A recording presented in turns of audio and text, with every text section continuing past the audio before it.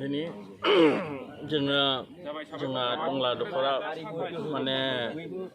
बर' फरायसा आफाद थुनलाइ आफाद आरो आबबनि माने बे गल्डेन जुबलिखौ जों जयेन्टलि खुंनो थाखाय लाहार फाहार खालायदो दिनै आंखौ आफादगिरि माने महरै दिनै बै सामलाय आफादनि बिबान होदो जोङो बयनिबो माने रायजो राजानि मदद लानानै जोंनि गासैबो आफादफोरनि मदद लानानै जोङो फैगौ जानुवारि दाननि 7, 8, 9 तारिखआव लाहार फाहार बे खुंनाय हाबाफारिखौ जोङो माने खुंनो नागिरदो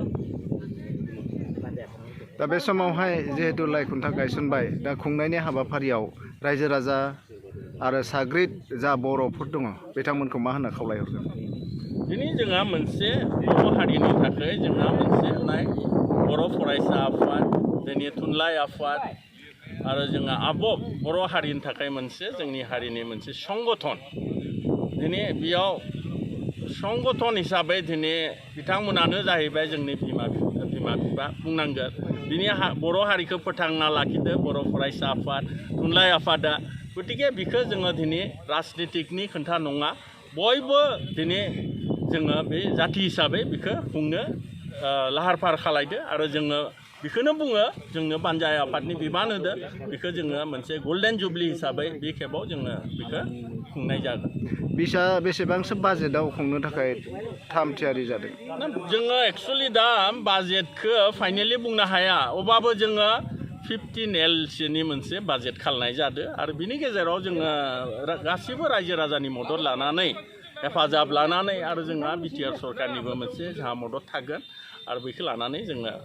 खुंनो थाखाय लाहार फाहार खालामो हाबाफारिजों हारिमु गेलेमु रिंगु दामसा बायदिसिना हाबाफारि थाफागोन ना थाफाया डेफिनेटलि बेफोर थागोन जोंहा गोबां जोंहा माने गोबां माने माबा दङ जोंहा हान्जाफोरा दङ हारिमु हान्जा दङ जोंहा बे रोखोमनो जोंहा गोबां माने गेलेनाय जेरै फुटबल दोङो फुटबलाथ' थाया भलिबल दोङो स्पेसियेलि आरो जोङो माने गोबां माराथन बेफोरखौ जोङो बे हाबाफारिखौबो लानाय जागोन आरो बेयाव जों मोनसे कम्पिटिसन हिसाबै बेखौ जोङो बेयाव माबानानै जोंनि बादायगिरि बेयाव जों मोनसे कम्पिटिसन हिसाबै बेखौ जोङो बेयाव माबानानै जोंनि बादायगिरि बिथांमोनखौबो जोङो बान्था होनाय जागोन बेयाव दिन्थिफुंसालि थागोन नामा दिन्थिफुंसालि एक्जिबिसन एक्जिबिसनखौ जोङो सानदो दा जोङो नायनि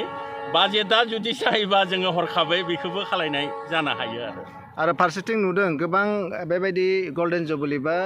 बोसोरसालिया जथुम्माफ्राव अपेन मार्केट होनाय जायो बे अपेन मार्केटखौ लाखिगोन नामा जोङो सानगासिनो दङ दा खोन्थाया जोंहा एसे बेयाव जायगानिबो एसे माने समस्या दङ जोङो बेखौ हरखाबैनो थांखि लानानै बेखौ खुंनोबो हायो आरोखि मोनथाम आफाद टंला दखरा बर' फरायसा आफाद आरो टंला बर' साहित्य सभा आरो टंला आइजो अनसाय आफाद मोनथाम आफादजों जथायै फैबाय थानाय जानुवारिनि 7, 8, 9 बेयाव जोङो जि हाबाफारि बे हाबाफारिनि दिनै सायनासालिनि जि गिबि खुन्था गायसननाय बे हाबाफारिखौ दिनै बानजाय आफादनिनो चेयारमेन मानगोनां बिथां आरो नैबे खालिंदार समस्तिनिनो MCLA बिथां दिलीप कुमार बर' बिथाङा गायसनजेनफैदों आरो दिनैनि बे लाइ खुन्था गायसननाय हाबाफारिनि गेजेरजों आं बेखौनो खावलायनो सानदों जे फैबाय थानाय एबसुनि जि गल्डेन जुबलि 50 बोसोर जिथु आगान होबाय टंला दखरा बर' फरायसा आफादा आरो बेजों लोगोसे जायगानि जोंहा बर' थुनलाइ आफाद थाबाय आरो आबोब थाबाय बिथांमोनाबो जि बोसोरसालिया जथुम्मा बेखौ जों लाजाफादों आरो बेयाव सानथामनि जि हाबाफारि बेयाव गावबा गावनि जि डेलिगेट सेसन बेयो जागोन आरो जों हाबाफारि बायदियै दुलाराय बर' फरायसा आफाद एबसुआ निजा बबेया जोङो मोनथामसो हाबाफारिखौ जोङो हाबाफारियाव थिसनदों गिबि हाबाफारि जोंहा एडुकेसन सेमिनार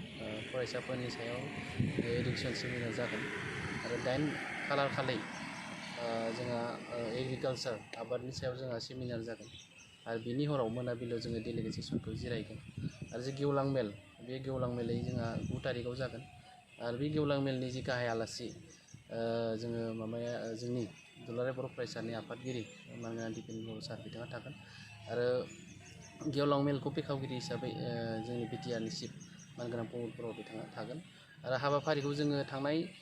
गोलाव समाव जोङो 10, 7, 8 बेखौ जोङो फोसावदोंमोन नाथाय गाहाय आलासिनि जि एसे कनसेन्ट जिहेतु मोनथ'वाखैमोन जों दायो एसे कनसेन्टखौ मोनबाय आरो मोननानै सानसे जों फासायनाय जादों 7, 8, 9 बे खालाराव जों हाबाफारिखौ लांनाय जादों जों एसे आगोलाव जों फोसावदोंमोन 10, 7, 8 नाथाय जों हाबाफारिखौ सानसे फासायनानै 7, 8, 9 बेखिनि सानथामखौ जों हाबाफारिखौ लाखिनाय जादों।